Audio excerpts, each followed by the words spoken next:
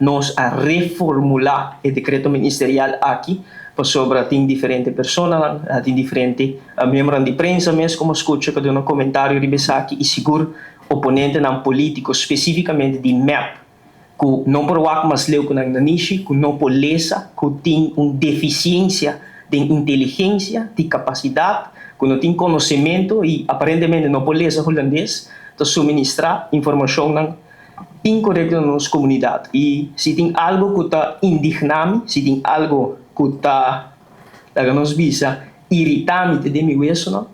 Está no momento que informação incorreta está suministrar na nossa comunidade. Lagami enfocar um rato arriba o decreto ministerial. O decreto ministerial que o governo emitir está para dois motivos. Maneira não se indicar cabe. O primeiro motivo, se botin pessoa que tem o weekend livre, já domingo ou bebiata no dia de descanso, está no dia de família. E o dia de descanso, dia de família, aqui está o dia que nós sossegar. Se tem um dia festivo, um dia importante, de maneira dia de betico, um dia domingo, essa que está intervenir dentro do dia de sossego, dia de família aqui.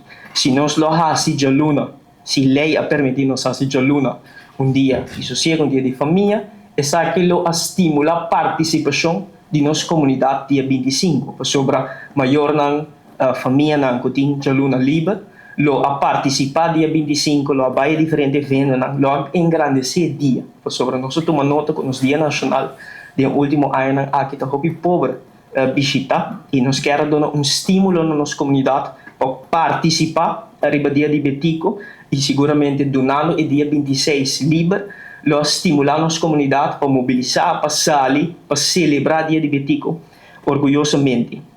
Nós logra base de lei na vigente hasi para o setor público dia 26 um dia livre, nós hasi apelação para sobre a maneira não se indicar acaba. Nós hasi esforço, nós a tentar para cumprir o desejo de nossa comunidade para dar dia 26 livre. Lastimamente, arbeidsverordening de 2003, lastimamente, nossa lei laboral está rígido, que não dá ministro espaço para dar dia 26 como um dia livre. Den arbeidsverordening para dar um pouco mais detalhes, um pouco mais explicação, arriba aqui com o conteúdo de lei, especificamente artigo 22 da arbeidsverordening, para o membro da oposição considerar aqui les de aspecto legal, artigo 22 está decretar dia festivo nacional. Que dia é dia nacional? Isso aqui é dia para lei que está ordenado dia livre.